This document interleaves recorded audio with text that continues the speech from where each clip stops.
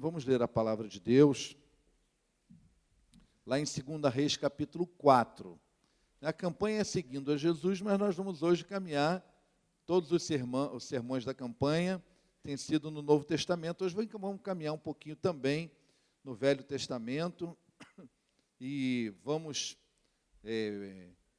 meditar. Não faz muito tempo que eu preguei aqui na igreja nesse texto para a família, né? E hoje eu quero aplicar esse texto mais em nível individual, em nível pessoal, tá certo? 2 Reis, capítulo 4, de 1 a 7. Certo dia, a mulher de um dos discípulos do profeta foi falar a Eliseu: teu servo, meu marido, morreu, e tu sabes que ele temia o Senhor. Mas agora veio um credor que está querendo levar meus 2 filhos como escravos. Eliseu perguntou-lhe como posso ajudá-la. Diga-me o que você tem em casa. E ela respondeu: tua serva não tem mais nada, além de uma vasilha de azeite. Então disse Eliseu: vá pedir emprestado vasilhas a todos os vizinhos, mas peça muitas. Depois entre em casa e com seus filhos e feche a porta. Derrame daquele azeite em cada vasilha e vá separando as que você for enchendo.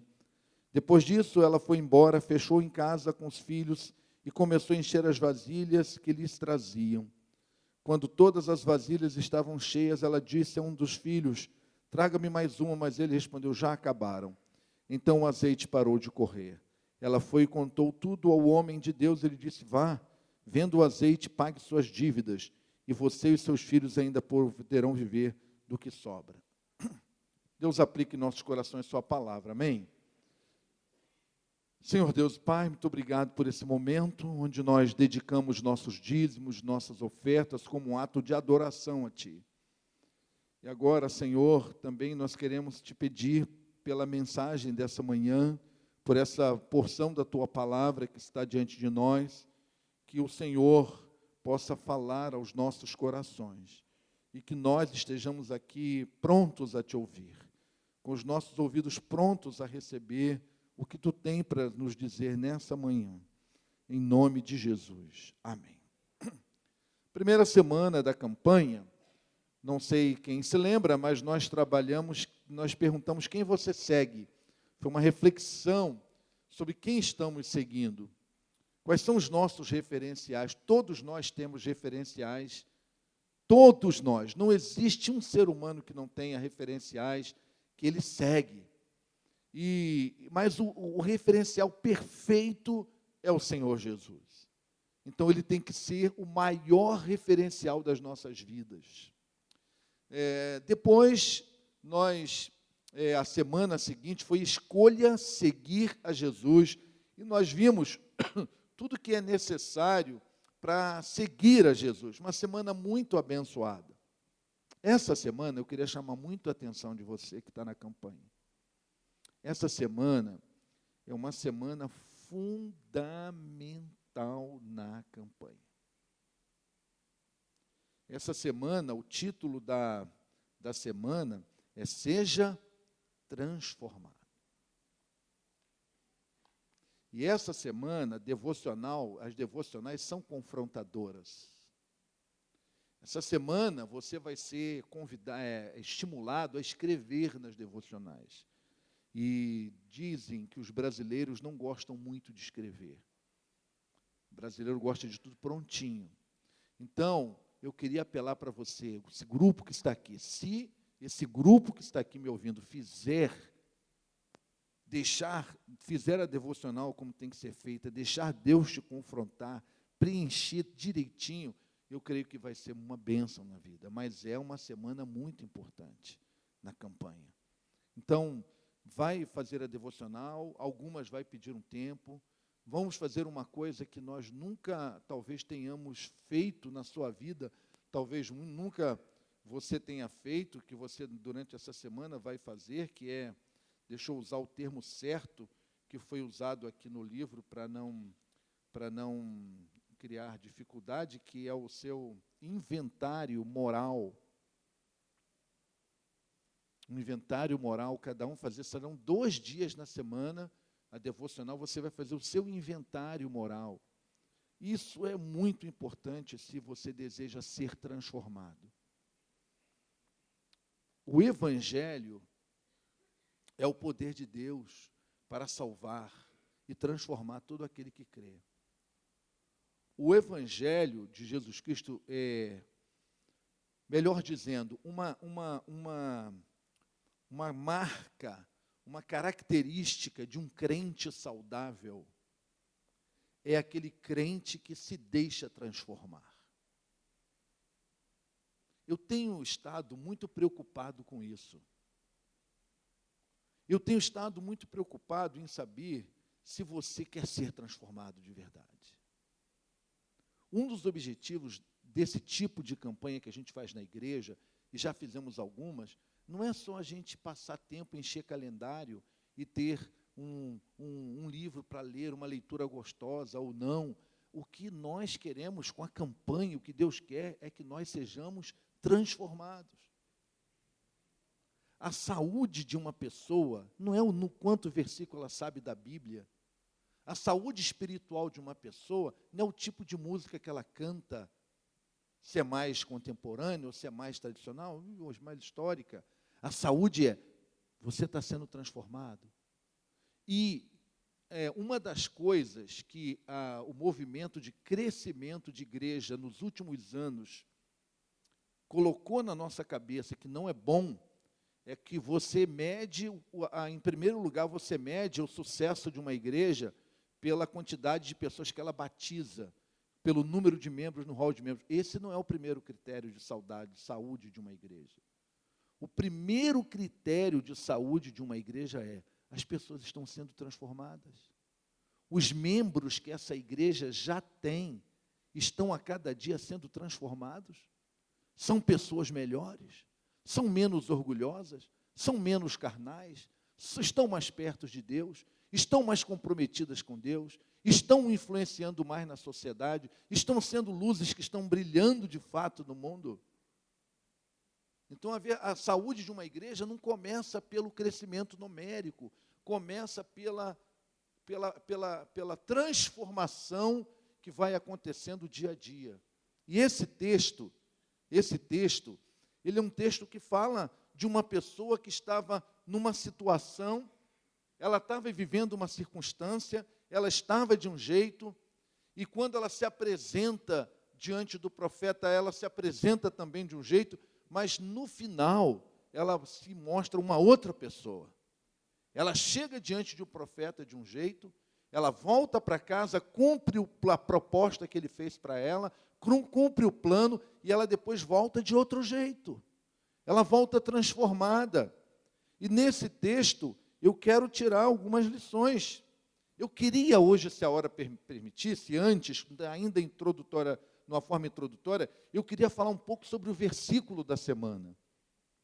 O versículo da semana é Mateus 5,3. Bem-aventurados os pobres de espírito. Por quê? Hein? Porque eles serão salvos. É porque deles é o reino dos céus. Mas eu vou pular diretamente para o texto e lá depois eu faço um comentário sobre isso, se der tempo. Nós ainda temos o memorial da ceia. O que tem dificultado, uma das coisas que tem dificultado muito as pessoas serem transformadas, nós sermos transformados, são muitas coisas que têm dificultado. Mas uma delas é que o ser humano desse tempo, ele tem muitas características dessa época.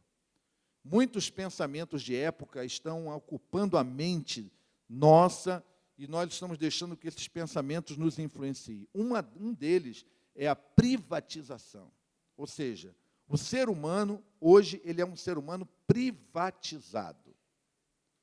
Verdade para mim é o que eu penso que é verdade para mim. Os meus conceitos é que são a minha verdade. Eu sei o que é bom para mim. Eu é que determino os critérios das minhas escolhas. E, infelizmente, isso chegou na igreja. Os crentes, de uma maneira geral, estão privatizados. E apesar de ouvirem a palavra de Deus, apesar de ouvirem inúmeras mensagens, apesar do Espírito Santo estar falando, eles estão dizendo, não, eu sei o que é bom para mim. O pastor pode pregar aí o que ele quiser, mas eu sei o que é bom para mim, eu sou privatizado. Eu já tenho muito tempo de igreja, eu sei o que é bom para mim. Eu já conheço muito a Bíblia, eu sei o que é bom para mim. Esse é o ser humano privatizado. Eu sei, eu é que determino o critério das minhas escolhas, e não o Espírito Santo, nem a palavra de Deus. Isso tem impedido que os crentes sejam transformados. E isso tem impedido que muitos se convertam a Jesus. Então, para haver transformação, primeiro, é necessário ser honesto com você mesmo e com Deus. Quando essa mulher chega diante do profeta, ela chega pelo profeta, diz o texto, certo dia a mulher de um discípulo dos profetas foi falar a Eliseu. E ela chega e diz, teu servo, meu marido morreu, e tu sabes que ele temia o Senhor. Mas agora vem um credor e está querendo levar meus 2 filhos como escravo. Eu vou ser bem sincero com o senhor, profeta. A minha situação é essa. Um dos motivos que tem levado muita gente a não ser transformado, a não deixar que o Espírito Santo transforma, é porque não reconhece que nem tudo vai bem na vida. Então essa senhora, essa viúva, ela chega diante do profeta e ela chega reconhecendo, profeta, nem tudo vai bem na minha vida. Profeta, eu estou com um problema. Profeta, eu tenho uma dificuldade. E ela chega diante dele, ela abre o coração e ela mostra o que realmente está acontecendo. Mas o que nós estamos vivendo no nosso tempo? No nosso tempo, nós estamos sendo tomados pelo orgulho. E aí, o que acontece com o orgulho? Nós começamos a viver um estilo de vida chamado o seguinte, aparente imagem de sucesso. Essa é uma das marcas da nossa sociedade.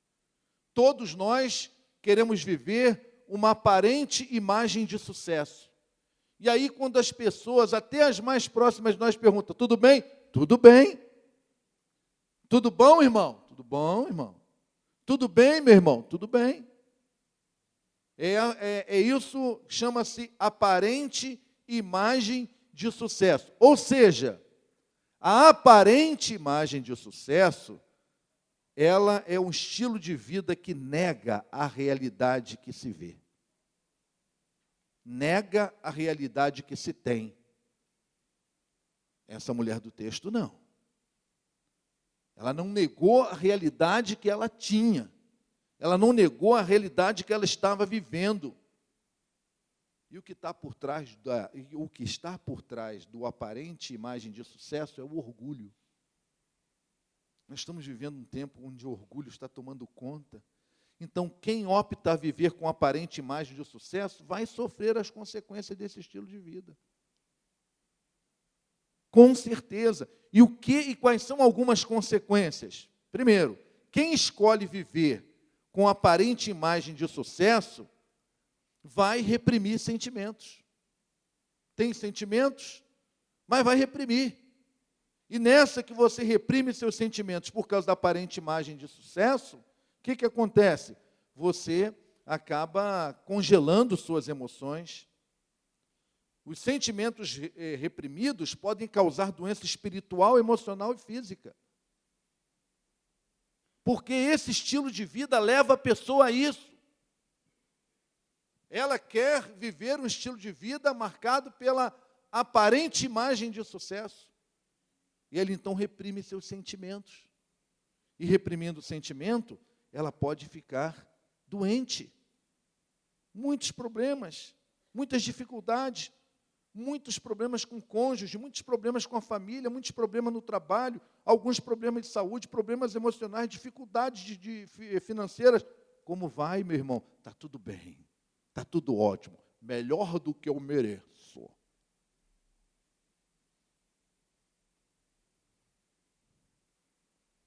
Eu confesso para vocês que, ainda bem que aqui não tem gente que usa isso, mas eu fico um pouco pé atrás com as pessoas que falam isso. Tudo bem, meu irmão, tudo bem, estou melhor do que eu mereço, estou muito bem. Então, um dos aspectos para a pessoa não transformar é quando a pessoa escolhe esse tipo de vida e esse tipo de estilo de vida, o que acontece? Ela não é honesta com ela mesma, e nem é honesta com Deus, não é honesto com os outros, e ela começa então a reprimir sentimentos, e quando ela reprime sentimentos, ela pode ter doenças de vários tipos. Essa senhora, ela revela diante do profeta não apenas a questão física, financeira, mas está embutido aqui uma frustração. Quando ela faz a questão de frisar, ele temia ao Senhor. Ou seja, não era para isso ter acontecido com ele. Eu achava que isso nunca ia acontecer com uma família de um homem que teme ao Senhor. Mas um homem que teme ao Senhor, nós estamos passando necessidade. Ela também não esconde essa frustração. Então, a aparente imagem de sucesso evita o nosso crescimento pessoal. Quando você resolve viver assim, quando você não assume suas limitações, mas quando você resolve viver uma aparente imagem de sucesso, você deixa de crescer, não cresce. Porque ninguém consegue progredir enquanto não enfrentar as verdades sobre si mesmo. Ninguém vai crescer enquanto não enfrentar as verdades sobre si mesmo. Não cresce, não vai crescer. Tem que enfrentar as realidades sobre si mesmo, sobre a vida. Tem que enfrentá-las. Mas para enfrentá-las, tem que assumi-las. A outra coisa que esse tipo de imagem de sucesso faz é que aliena os relacionamentos de uma pessoa.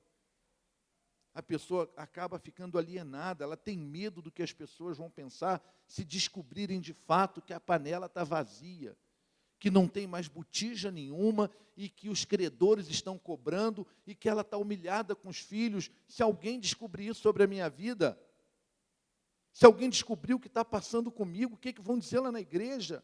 Se alguém descobrir o que está acontecendo na minha vida, o que vão dizer? O que o pastor vai dizer? Então, o que acontece? Quando a pessoa quer viver essa aparente imagem de sucesso, ela acaba se isolando, ela acaba prejudicando os seus relacionamentos. Então, não vale a pena. Não vale a pena. Não é? A outra lição que eu quero tirar, é claro que eu queria falar mais, mas esse tempo não é fácil, né? A nossa honestidade para conosco mesmo, sermos honestos com o que está acontecendo, nunca é para nos afastar de Deus, mas é para nos aproximar de Deus. Quando essa mulher ela é honesta com ela mesma, ela procura ajuda e ela vai se aproximar do profeta. A segunda lição é que para ser transformado, nós precisamos ser humildes para reconhecer a nossa limitação. Muitas pessoas não querem reconhecer a sua limitação e, por isso, nunca são transformadas, suas limitações. O profeta perguntou para ela, como posso ajudá-la? Diga-me, o que tem em sua casa? Ela disse, olha, eu não tenho nada além de uma vasilha de azeite. Ela falou da limitação dela. E nós temos muitas dificuldades de falar das nossas limitações. E o profeta disse, vai pedir emprestado vasilha a todos os vizinhos, mas peça muitas. Depois entre em casa com seus filhos, feche a porta. Meus irmãos, eu quero dizer para os irmãos, eu quero repetir aqui que o maior empecilho para transformações e mudanças na vida é o orgulho. O orgulhoso não reconhece suas limitações. O orgulhoso, ao invés de levar a reconhecer que é limitado, que tem fraqueza, que tem dores, o orgulhoso nega quem realmente ele é. O orgulho nos leva a criar fantasias e percepções sobre nós mesmos e nutrir expectativas irreais sobre nós mesmos e sobre os outros. O orgulho estimula a pessoa a não pedir ajuda e não aceitar a ajuda que lhe é oferecida. Mas o que acontece? Essa mulher reconhece a sua limitação, reconhece a situação que está vivendo e reconhece que aquela situação não é uma situação que está no seu controle, está fora do seu controle. E quando ela reconhece a sua limitação, então o que aconteceu quando ela reconhece a limitação? Ela vai pedir ajuda. E ela pede ajuda ao profeta, mas o profeta vai dizer uma coisa muito importante para quem quer ser transformado. O profeta vai dizer, agora você precisa também da ajuda dos outros. Para a sua situação ser transformada, não vai bastar suas vasilhas. Você vai pegar a sua vasilha, tudo que você tem em casa, mas você também pega a vasilha com seus vizinhos. Sabe por quê? Porque para nós sermos transformados como Deus quer nos transformar, não basta a ajuda de Deus. Pessoas precisam de Deus e pessoas precisam de pessoas. Para ter abundância na sua casa, como se o profeta dissesse para ela, para ter abundância na sua casa, não basta a ajuda do profeta. Para ter abundância, você precisa da ajuda dos outros. O pastor pode falar algumas coisas porque o pastor está falando para o bem das suas ovelhas. Mas tem como gente aqui na nossa igreja que acha que não precisa da ajuda dos outros. Como tem gente aqui na nossa igreja que está optando por uma vida isolada. Não se envolve em nada para receber ajuda, para pedir ajuda, para ser ajudado. E essa pessoa nos ensina, esse texto nos ensina, que para ser transformado, nós precisamos reconhecer nossas limitações. E reconhecendo nossas limitações, nós precisamos da ajuda de Deus e precisamos da ajuda dos outros, para que a abundância de Deus caia sobre as nossas vidas, para que a abundância de Deus chegue sobre nós. Terceira reflexão dessa manhã. Só é transformado quem se submete à vontade de Deus. Enquanto a pessoa for privatizada, achar que ela é a dona da verdade, que os critérios na vida dela é ela que estabelece, que ela é dona da sua própria vontade e que ela é soberana, essa que é a questão, meus irmãos. Por que muitas pessoas não fazem a vontade de Deus, não buscam? Porque, na verdade, essas pessoas, elas são as soberanas da vida dela. Elas estão sentadas no trono da vida delas. E nós só mudaremos quando tirarmos nós do trono e colocarmos Deus. Essa mulher recebe uma proposta, um plano do profeta. Você vai voltar para sua casa, vai pegar todas as suas vasilhas, e você vai também pedir dos vizinhos, você vai encher e vai acontecer maravilha na sua casa. Ela não questiona. Pode ser, quem sabe, que ela tivesse até algum problema com algum vizinho, alguma dificuldade, mas ela foi lá e submeteu-se ao plano. Meus irmãos, que coisa triste na vida da igreja. Ver pessoas que acham que sabem de tudo, que são soberanas, que não precisam da ajuda dos outros e que os outros sabem menos do que ela. Arrogância faz com que nós não nos submetamos ao plano de Deus e à vontade de Deus. E aí nunca somos transformados. O tempo passa, o tempo vem, acontecem circunstâncias na nossa vida. Às vezes nos aborrecemos uns com os outros, às vezes enfrentamos problema na família, mas a pessoa não muda. A pessoa continua a mesma. Ela não cresce. Sabe por quê? Porque ela é o seu soberano. É porque ela não deixa a vontade de Deus prevalecer na sua vida. Não se entrega a Deus, não se entrega aos planos de Deus.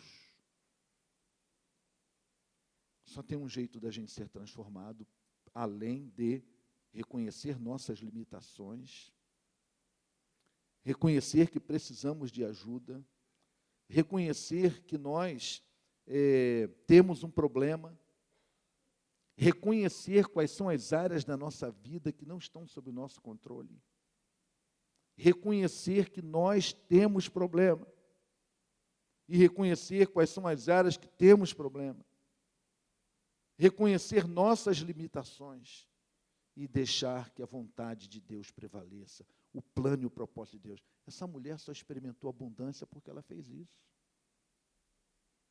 Ela saiu da miséria para a abundância. Ela saiu da tristeza para a alegria. Ela saiu de uma adversidade dolorosa para um momento de chuvas de bênçãos na vida dela. Mas ela tomou alguns passos. E essa semana nós vamos precisar tomar alguns passos para que nós sejamos transformados.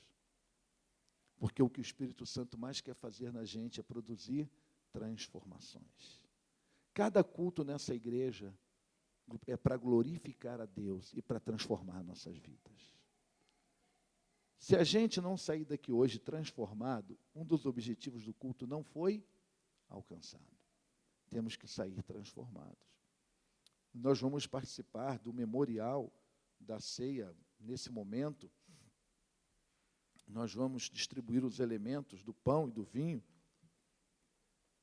E cada momento que nós participamos dessa ceia é um momento que Deus nos dá para nós refletirmos sobre a morte de Jesus Cristo, sobre a vida de Jesus Cristo e sobre a volta de Jesus Cristo. É momento de renovarmos nossa fé, renovarmos a nossa esperança, e é momento de refletirmos o quanto estamos à distância de Jesus. Se os propósitos de Jesus estão se cumprindo na nossa vida, se nós estamos sendo pessoas transformadas de glória em glória, se nós estamos prosseguindo, estamos caminhando em direção, se estamos crescendo e prossigamos crescendo, se a nossa vida está sendo transformada, se nós estamos deixando o Espírito Santo nos confrontar. Então, esse momento da ceia é um momento nessa campanha de 40 dias, e hoje especialmente, é um momento para dizer assim, o que é que Jesus tem significado para mim? Eu tenho falado de Jesus sobre minhas limitações. Eu tenho deixado Jesus saber das minhas limitações. Eu reconheço diante de Jesus as minhas limitações. Eu tenho procurado ajuda para suprir as minhas limitações. Eu tenho reconhecido meus problemas. Eu sou daquela pessoa que acha que eu tenho controle sobre tudo na minha vida. Que tem coisas na minha vida que não estão sob o meu controle. Quando essa mulher chega para o profeta, ela diz assim, profeta, eu vim aqui porque tem uma situação que está totalmente fora do meu controle. Profeta, eu não tenho controle sobre essa situação na minha vida. Eu tenho controle sobre outras. Eu tenho controle sobre a maneira como estou criando meus filhos. Eu tenho controle, mas eu não tenho, profeta. Eu não tenho controle sobre essa. Profeta, o senhor está me fazendo uma pergunta, o que eu tenho? Mas eu quero dizer para o senhor que eu sou muito limitada. Isso aí, essa área da vida, o que eu tenho dentro de casa, que bem que eu tenho, eu só tenho uma vasilhazinha. Eu tenho muitas limitações na minha vida. Talvez esse seja um momento para se aproximar de Cristo nessa ceia, para dizer assim, Senhor, eu tenho ceado tantas vezes aqui, mas essas ceias, eu entro, ceio, participo do memorial, mas isso não significa nada para mim. Mas hoje é diferente. Hoje eu quero, ao participar desse memorial, dizer para o Senhor, eu preciso de Ti. Tem áreas da minha vida que estão fora do meu controle. Tem áreas da minha vida que eu não estou conseguindo controlar. Eu estou como aquela senhora que chegou diante do profeta. E diante da mesa do Senhor eu quero reconhecer isso. Eu tenho áreas que estão sob controle. Eu quero reconhecer que eu sou limitado. Eu sou limitado. O que eu tenho é muito pouco para resolver essa situação. Eu sou limitado. Eu sei que quando o Senhor morreu na cruz, o Senhor conquistou tantas coisas para mim. O Senhor conquistou ali o perdão dos meus pecados, a minha salvação eterna. O Senhor conquistou ali uma vida eterna para mim. O Senhor conquistou para mim a vitória sobre o inimigo. O Senhor conquistou tanta coisa. E eu, me aproximar do memorial dessa manhã, eu quero dizer para o Senhor que eu também creio que o Senhor, que conquistou tanta coisa para mim, o Senhor vai me ajudar a superar, a transformar a minha vida e as minhas circunstâncias. Sabe por que muitas vezes as circunstâncias da nossa vida não são transformadas? Nós focamos muito em circunstância. Ninguém gosta de passar circunstância difícil. Quem gosta? Ninguém. Mas sabe por que muitas vezes as nossas circunstâncias não são transformadas? Porque nós não queremos ser transformados. Nós queremos que a circunstância transforme, nós não. Para Deus começar a mudar as nossas circunstâncias, a primeira coisa é deixar Deus mudar, começar a mudança em nós. Mudar e transformar as nossas vidas. Então eu queria dizer para você o seguinte nessa manhã: você que está vivendo uma circunstância tão difícil há tanto tempo, será que isso é mesmo de Deus? Será que Deus quer permitir isso para você? Ou será que Deus ainda mudou porque você quer mudar as circunstâncias, mas não quer que haja mudanças em você? Conhece aquela história do camarada que quer que a mulher mude, mas ele não muda? Conhece aquela pessoa que quer que os filhos mudem, mas ele não mude? Não muda? Tem gente que quer que a circunstância mude, mas não quer mudar. Hoje é um momento para chegar para Jesus e dizer: Senhor Jesus, eu quero me submeter à tua vontade. Eu reconheço que na minha vida, se o profeta mandasse fazer aquilo que o profeta mandou aquela mulher fazer, eu brigaria com ele. Eu diria: isso não tem cabimento. Isso não é de Deus. Eu vou embora porque eu vim aqui para receber uma palavra de vitória. Eu vim aqui para receber uma bênção. Eu não vim aqui para me expor diante dos meus vizinhos. Eu não vim aqui para agora os meus vizinhos saberem que eu estou sem nada. Eu não vim aqui para ir lá pedir ajuda dos meus vizinhos. Não, isso não é o que eu queria. Mas quem sabe nessa manhã, ao participar desse memorial da ceia, você vai dizer: não, Senhor, chega. Chega, chega, chega de só querer fazer a minha vontade. Chega de querer que o Senhor se molde a mim. Chega de querer que a igreja se molde a mim. Chega. Chega. Eu quero me moldar ao Senhor e aos teus propósitos.